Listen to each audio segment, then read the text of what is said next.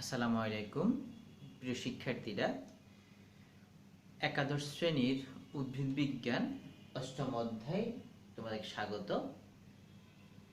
আমরা আজকে অষ্টম অধ্যায় যেটি টিস্যু ও টিস্যুতন্ত্র এই চ্যাপ্টারটা শুরু করব ইনশাআল্লাহ। এবং এই চ্যাপ্টারে তোমাদের কয়েকটি বিষয় সিলেবাসের অন্তর্ভুক্ত রয়েছে। মনে রাখবে, বইতে যা আছে সব কিন্তু সিলেবাসের অন্তর্ভুক্ত নেই।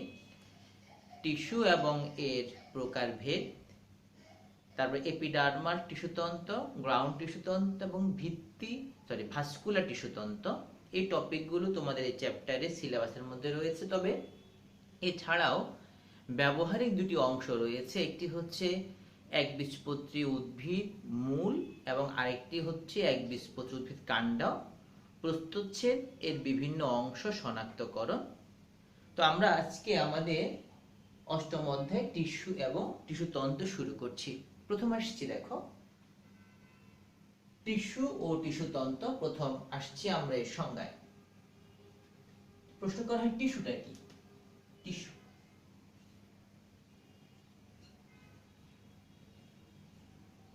এখন দেখো, তোমরা এসএসসি লেভেলে পড়েছিলে, একদম একই কথা এখানে হচ্ছে, তবে আমরা একটু শুধু বিস্তারিত পড়াবো। টিস্যু হচ্ছে এক গুচ্ছ কোষ।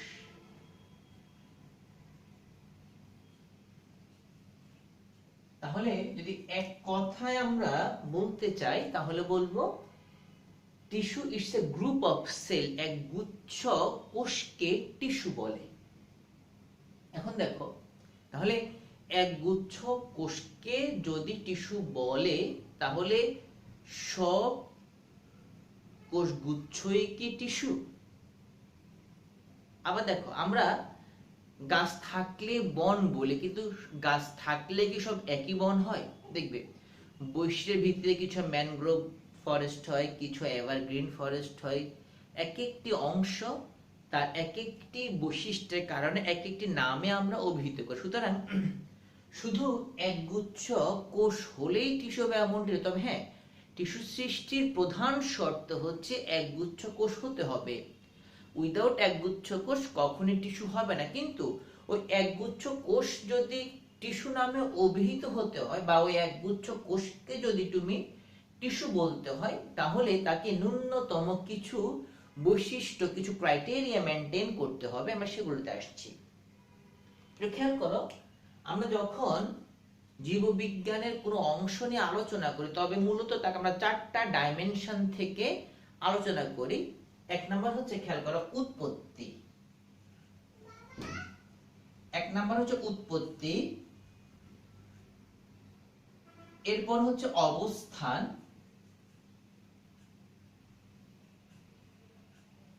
তারপর আমরা আলোচনা করি তার গঠন, এবং সবার শেষে আলোচনা করি তার কাজ। খেয়াল করো, আমরা মূলত জীববিজ্ঞানের কোনো অংশ, সেটা হোক কোনো কোষ, অঙ্গাণু বা অন্য কিছু, আমরা তাকে এই চারটি ডাইমেনশন থেকে আলোচনা করি। তার মানে কি, উৎপত্তি অনুসারেও ভিন্নতা থাকতে পারে, আবার একইও থাকতে পারে। অবস্থানগতভাবে ভিন্ন বা এক দুটি হতে পারে, গঠনগতভাবে এক বা ভিন্ন হতে পারে, কাজে তো অবশ্যই বৈচিত্র্যতা থাকবেই।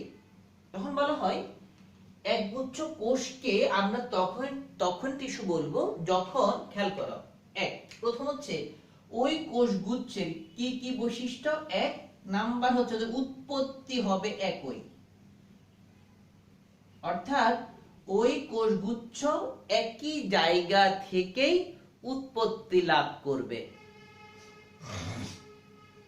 দুই নম্বর দেখো, দুই নম্বর অবস্থান হচ্ছে একই, অর্থাৎ উৎপত্তি লাভের পর সে একই জায়গাতে অবস্থান করবে, একই জায়গাতে থাকবে। তিন নম্বর একই কাজ করবে। খেয়াল করো, তার মানে হচ্ছে একগুচ্ছ কোষকে টিস্যু বলার শর্ত হচ্ছে তার মাঝে তিনটা জিনিস মিল হতে হবে। এক, ওই কোষগুচ্ছের উৎপত্তি একই স্থল হতে হবে, অবস্থান একই হতে হবে, কাজটাও একই হতে হবে। তবে দেখো, তার গঠনটি একই হতে পারে আবার ভিন্ন হতে পারে। তোমরা এটা পড়েছিলে এসএসসি পর্যায়ে। একই হলে তখন তাকে বলা হয় সরল টিস্যু, আর যদি ভিন্ন ভিন্ন হয় তখন তাকে বলা হয় জটিল টিস্যু বা কমপ্লেক্স টিস্যু পড়েছিলে। তার মানে খেয়াল করো, একগুচ্ছ কোষ যদি একই জায়গা থেকে উৎপত্তি লাভ করে, একগুচ্ছ কোষ যদি উৎপত্তি লাভের পর একই স্থানে অবস্থান করে, একগুচ্ছ কোষ যদি একই জায়গা থেকে উৎপত্তি লাভ করে, একই জায়গায় অবস্থান করে, একই কাজ করে, তখন তাকে টিস্যু বলবো। তবে ওই যে কোষগুলো আছে সেই কোষগুলো গঠনগতভাবে একই, মানে সাদৃশ্য বা ভিন্ন বা বৈসাদৃশ্যপূর্ণ হতে পারে, কিন্তু মনে রাখবে গঠনগতভাবে এক হোক আর ভিন্ন হোক, সাদৃশ্যপূর্ণ হোক কিংবা বৈসাদৃশ্যপূর্ণ হোক, তাদের কাজ একই। তার মানে কি, আপনার মধ্যে সাদৃশ্য থাকুক সমস্যা নেই, বৈসাদৃশ্য সমস্যা নেই, তবে আপনারা সম্মিলিতভাবে কম্বাইন্ডলি একই কাজ করবেন। তাহলে যদি আমরা টিস্যু কাকে বলে সংজ্ঞাটি দিতে চাই তাহলে এভাবে বলবো, গঠনগতভাবে এক বা ভিন্ন, তোমরা নোট করে নেবে কথাগুলো, গঠনগতভাবে এক বা ভিন্ন একগুচ্ছ কোষ যদি একই স্থান থেকে উৎপত্তি লাভ করে, একই স্থানে অবস্থান করে এবং সম্মিলিতভাবে একই কাজ সম্পন্ন করে বা একই কাজ করে, তখন সেই কোষগুচ্ছকে টিস্যু বলে। আবার বলছি, গঠনগতভাবে সাদৃশ্য বা বৈসাদৃশ্যপূর্ণ একগুচ্ছ কোষ যদি একই স্থান থেকে উৎপত্তি লাভ করে, উৎপত্তি লাভের পর একই স্থানে অবস্থান করে এবং সম্মিলিতভাবে একই কাজ করে, তবে তাকে বলা হয় টিস্যু। এখন দেখো, এখানে যে টাইপস গুলো দেওয়া আছে বা ডাইমেনশন গুলো দেওয়া আছে, এর উপর ভিত্তি করে আমরা টিস্যুকে ভাগ করতে পারি। যেমন কি ভাগ করতে পারি উৎপত্তি অনুসারে, ভাগ করতে পারি টিস্যুকে অবস্থান অনুসারে, ভাগ করতে পারি গঠন অনুসারে, ভাগ করতে পারি কাজ অনুসারে। হ্যাঁ, এছাড়াও আরো ভাগ আছে, যেমন কি আমরা বিভাজন তলের উপর ডিপেন্ড করে ভাগ করতে পারি, বিভাজিত হতে পারে কি পারে না তার উপর ভিত্তি করে ভাগ করতে পারি। আমরা পরবর্তী ক্লাসে এইগুলো পড়াবো। তো আমরা আজকে একটি কমন বিষয় আগে তোমাদেরকে পড়াই। তোমরা পড়েছিলে, এসএসসি লেভেলও পড়েছিলে এবং তোমাদের এই ইন্টারমিডিয়েটও এই সংজ্ঞার পরে যে অংশটুকু দেওয়া আছে সেটা হচ্ছে, আমরা কোষ বিভাজন এর ক্ষমতার ভিত্তিতে, কোষ বিভাজনের ক্ষমতার ভিত্তিতে আমরা এই টিস্যুগুলোকে ভাগ করতে পারি দুভাবে। কি কি? এক নাম্বার হচ্ছে স্থায়ী টিস্যু, প্রথম হলো ভাজক টিস্যু, আর সেকেন্ডটি হচ্ছে স্থায়ী টিস্যু।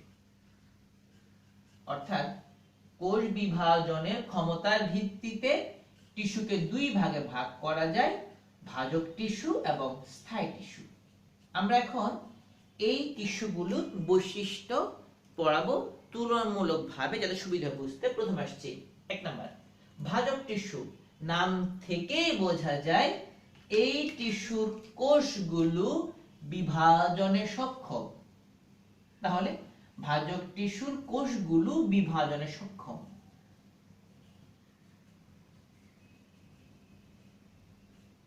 তাহলে একইভাবে বলতো, যদি স্থায়ী টিস্যু হয় তাহলে কি হবে? কোষগুলো বিভাজনে অক্ষম। তাহলে সংজ্ঞা দেওয়া যায়, যে টিস্যুর কোষগুলো বিভাজিত হতে পারে বা যে টিস্যুর কোষগুলো বিভাজনে সক্ষম তাদেরকে বলা হয় ভাজক টিস্যু। অন্যদিকে যে টিস্যুর কোষগুলো বিভাজনে অক্ষম বা বিভাজিত হতে পারে না তাদেরকে আমরা বলি স্থায়ী টিস্যু।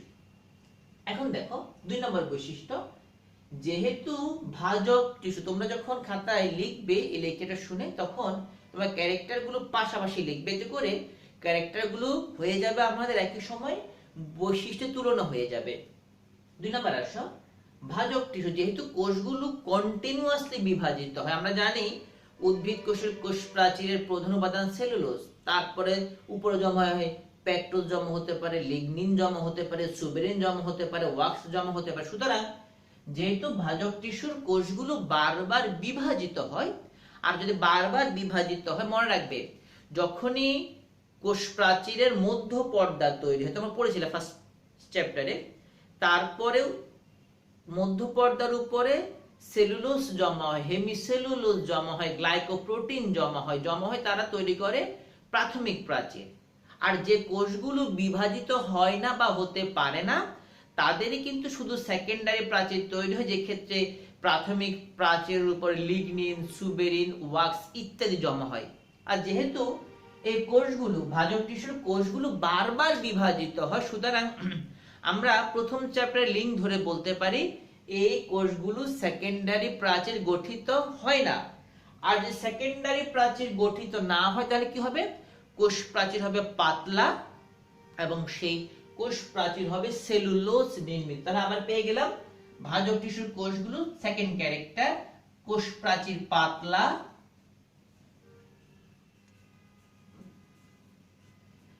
এবং তা সেলুলোজ নির্মিত।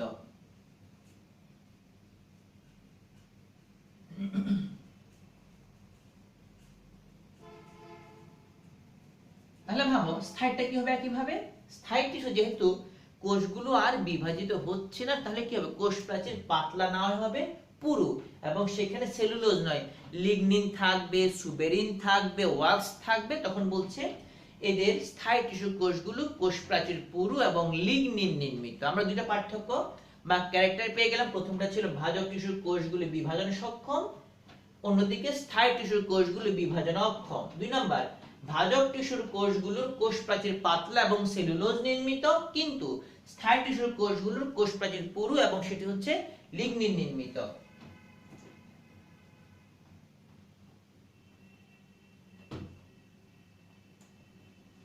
এবার আসছি আমরা 3 নাম্বার বৈশিষ্ট্যে আসছি। দেখো এখন যেহেতু ভাজক টিস্যু, আমরা 3 নাম্বারে আসছি। কোষগুলো যেহেতু বিভাজিত হয়, সুতরাং দেখা যায়, যেহেতু তোমরা ভাবো, যদি আমরা এভাবে ভাবি, এটি একটি ভাজক টিস্যু। এখন দেখো এই মুহূর্তে এই টিস্যুটির সাইজ শেপ ফিক্সড আছে না? এখন দেখো তাহলে যদি বলি এটা এখন কেমন, তোমরা বলবে হ্যাঁ কিছুটা আয়তাকার। এখন দেখো যদি এই কোষগুলো বিভাজিত হয়, খেয়াল করো, যদি বারবার বিভাজিত হয় কোষগুলো, দেখো কন্টিনিউয়াসলি, এখন দেখো আমি কিন্তু হিসাব করে ছিঁড়ছি না কোনটা কেমন হচ্ছে, যেহেতু কোষগুলো বারবার বিভাজিত হচ্ছে। দেখো তাহলে যদি আমরা ভাবি এই কোষগুলো বিভাজিত হয়ে এই রূপটি লাভ করেছে, দেখো তোমরা ভালো করে খেয়াল করো, সবগুলো কোষ কিন্তু একই রকম নয়। দেখো এক একটা দেখতে এক এক রকম হয়ে গিয়েছে না? তখন বলছি দেখো এক্ষেত্রে যেহেতু কোষগুলো বারবার বিভাজিত হয়, সুতরাং কোষগুলো বিভিন্ন আকার এবং আকৃতির হবে, অর্থাৎ এদের কোনো সুনির্দিষ্ট সাইজ এবং শেপ থাকবে না। যেহেতু কোষগুলো বারবার বিভাজিত হয়, সুতরাং এদের কোনো সুনির্দিষ্ট সাইজ এবং শেপ থাকবে না, তারা হবে বিভিন্ন আকার আকৃতির হবে। অন্যদিকে ভাবো, যেহেতু স্থায়ী টিস্যুর কোষগুলো আর বিভাজিত হবে না, তার মানে কি, সে যেটাই হোক, যদি সে এমনটা হয়ে যায়, কথা সেটা এমনটা হয়, খেয়াল করো ভালো করে, তাহলে এমনটি সে আজীবন থাকবে, কারণ যতদিন পর্যন্ত ধ্বংস না হয়ে যায় ততদিন পর্যন্ত সে এমনটি থাকবে। তার মানে হচ্ছে যেহেতু স্থায়ী টিস্যুর কোষগুলো আর বিভাজিত হবে না, সুতরাং তারা কি হবে? সুনির্দিষ্ট আকার আকৃতি প্রাপ্ত। তাই আমরা আবার পেয়ে গেলাম ভাজক টিস্যুর কোষগুলোর আকার আকৃতি বিভিন্ন হবে, গোলাকার, ডিম্বাকার, বহুভুজাকৃতি, ষড়ভুজাকৃতি, বিভিন্ন। বাট স্থায়ী টিস্যুর কোষগুলো হচ্ছে একদম, কোষগুলো পূর্ণভাবে বিকশিত এবং সেটা হলো সুনির্দিষ্ট বা সঠিক একটি আকৃতি প্রাপ্ত হবে। এবার আসছি 4 নম্বর ক্যারেক্টারে। দেখো ভাজক টিস্যুর কোষগুলো সাইটোপ্লাজম ঘন এবং নিউক্লিয়াস বড়। কেন? খেয়াল করো, কারণ সাইটোপ্লাজম ঘন এই জন্য বলছি কারণ কোষগুলো যেহেতু বারবার বিভাজিত হয়। দেখো যদি কোষগুলো বারবার বিভাজিত হয় তাহলে কি হবে? তাহলে কোষগুলোর মধ্যে সাইটোপ্লাজমিক অর্গানটা বেশি থাকবে। তুমি ভাবো যদি তোমার সম্পদের পরিমাণটা হয় বেশি তাহলে কি হবে, তুমি বারবার ওগুলো ভাগ করতে পারবে। যদি এমন হয় একেবারে কম, তখন কি হবে, ভাগ করা দূর হয়ে যাবে না। তাই বলছে যেহেতু কোষগুলো বারবার বিভাজিত হয়, কেন, কারণ এদের সাইটোপ্লাজম অঙ্গাণু যেটি আছে সে অঙ্গাণুটি কোয়ান্টিটিতে বেশি। আর যদি সাইটোপ্লাজম অঙ্গাণু বেশি থাকে কোষের মধ্যে, কি হবে, ঘন, অর্থাৎ সেখানে মাতৃকা বা ফাঁকা স্থান কম থাকবে। যখনই কোষের মধ্যে ফাঁকা স্থান কম থাকবে, সাইটোপ্লাজমিক অঙ্গাণুগুলো বেশি থাকে, তখন কি হবে, সাইটোপ্লাজমটি হয় ঘন। আর 2 নাম্বার, যেহেতু কোষগুলো বারবার বিভাজিত হয়, খেয়াল করো, যেহেতু কোষগুলো বারবার বিভাজিত হয়, সুতরাং এর ব্রেনকে বেশি কাজ করতে হয়। আর ব্রেন যদি বেশি কাজ করতে হয়, ব্রেনটা উর্বর, অ্যাক্টিভ হতে হয়। সেক্ষেত্রে বলা হয় যেহেতু এদের বারবার বিভাজিত হয়, সুতরাং আমরা জানি কোষের যে ব্রেন তাকে বলা হয় নিউক্লিয়াস। তাই এদের নিউক্লিয়াসে কি হবে, বড়। তাহলে কি পেয়ে গেলাম, এদের সাইটোপ্লাজম ঘন এবং নিউক্লিয়াস বড়। অপোজিট ভাবা, তাহলে সাইটোপ্লাজম কি হবে, সাইটোপ্লাজম ঘন হবে না পাতলা হবে, পাতলা। যেহেতু ওদের কোষগুলো আর বিভাজিত হয় না, সুতরাং সাইটোপ্লাজমিক অঙ্গাণু কম হবে, এবং যেহেতু বারবার ভাগ হয় না, নিউক্লিয়াস অনেকটা ইনঅ্যাক্টিভ থাকে, তাই সাইটোপ্লাজমিক অঙ্গাণু কম বিধায় সাইটোপ্লাজম পাতলা এবং নিউক্লিয়াসটি হবে ছোট। এবার খেয়াল করো ভাজক টিস্যু কথা। নেক্সট ক্যারেক্টার দেখো, এই কোষগুলো ধরে নাও এখানে এই কয়েকটি কোষ আছে, একটি এরিয়া দিলাম আমরা। দেখো এখন যেহেতু ভাজক টিস্যুর কোষগুলো হলো মাতৃকোষ, ব্ল্যাক কালার হলো মাতৃকোষ। দেখো যেহেতু কোষগুলো বিভাজিত হতে পারে, তাহলে দেখো প্রত্যেকটি কোষ কি করবে, নতুন কোষ তৈরি করবে না, আবার লালটা আবার করবে। দেখো যেহেতু কোষগুলো বারবার বিভাজিত হয়, তাহলে কি হবে, কোষগুলোর মাঝে যে আন্তঃকোষীয় ফাঁক আছে, আন্তঃকোষীয় যে জায়গাটি খালি রয়েছে, দেখো সেই জায়গাটি আর খালি থাকবে না। এই ব্যবধান যেটি ছিল সেটি কি হবে, কোষ তৈরির মাধ্যমে আন্তঃকোষীয় ফাঁকা স্থানটি ফিল আপ হয়ে যাবে। তার মানে হচ্ছে বলা হয় যারা ভাজক টিস্যু, সেই কোষগুলোর মাঝে যে গ্যাপ রয়েছিল, আন্তঃকোষীয় ফাঁকা স্থান ছিল, সে স্থানে থাকবে না। তাহলে আমরা কি পেলাম, 5 নাম্বার বৈশিষ্ট্য, এদের কোষগুলোর মাঝে আন্তঃকোষীয় ফাঁক থাকে না, বা আন্তঃকোষীয় কোনো গ্যাপ বা ব্যবধান থাকে না। এবার ভাবো যদি স্থায়ী টিস্যু হয়, এই কোষগুলো তো জীবিত, সে মরে যাবে। ধরে নাও একটা কোষ নষ্ট হয়ে গেল, এই কোষটা নষ্ট হয়ে গেল, এটা নষ্ট হলো, খেয়াল করো ভালো করে, এটা নষ্ট হলো।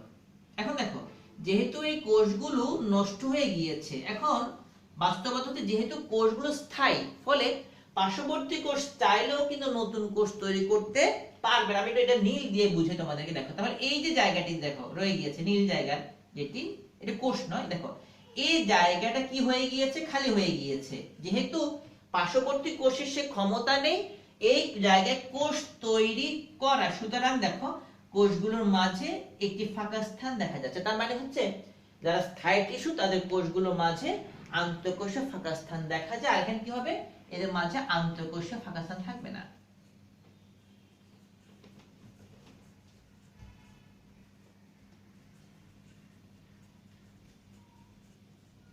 তাহলে ভাজক টিস্যুতে আন্তঃকোষীয় ফাঁকা স্থান নেই, বাট স্থায়ী টিস্যুতে সে আন্তঃকোষীয় ফাঁকা স্থান দেখা যায়। এবার খেয়াল করো, যদি কোষের কথা ভাবি 6 নম্বরে এসে, দেখো এখন ভাবো ভালো করে, যেহেতু ভাজক টিস্যু সাইটোপ্লাজম ঘন, অর্থাৎ কোষ অঙ্গাণু বেশি, নিউক্লিয়াসটি বড়, তাহলে বলো তো যদি এটা আবার কোষ গহ্বর ধরি, তাহলে কোষ গহ্বরটা কি ছোট না বড় হবে? অবশ্যই ছোট। কেন? যেহেতু তার সাইটোপ্লাজম অঙ্গাণু বেশি, নিউক্লিয়াসটি বড়, সুতরাং 6 নম্বর ক্যারেক্টার হচ্ছে যারা যারা ভাজক টিস্যু, তাদের কোষ গহ্বরটি হবে ছোট।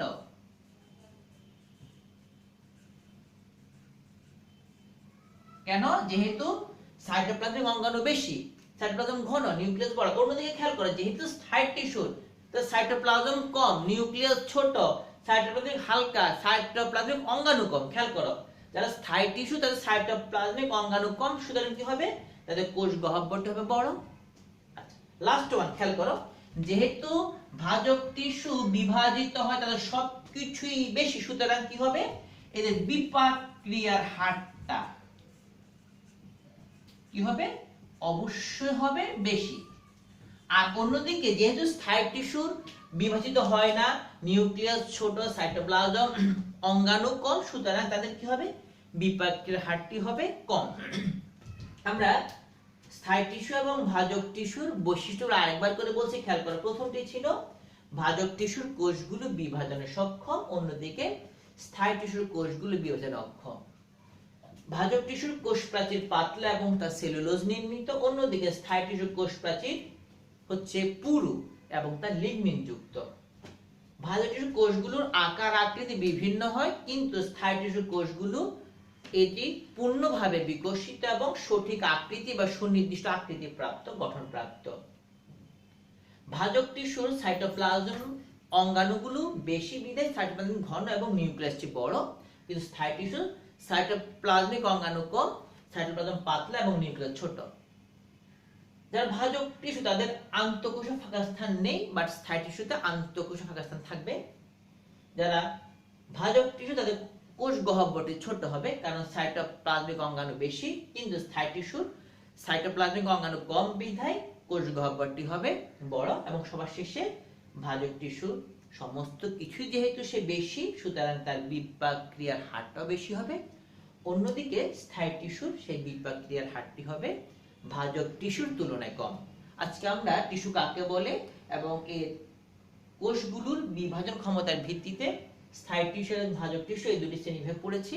আমরা পরবর্তী ক্লাসে ইনশাআল্লাহ এই শ্রেণীবিভাগ অন্যান্যগুলো পড়ার চেষ্টা করব। তো প্রিয় শিক্ষার্থীরা, সে পর্যন্ত ভালো থেকো। আসসালামু আলাইকুম।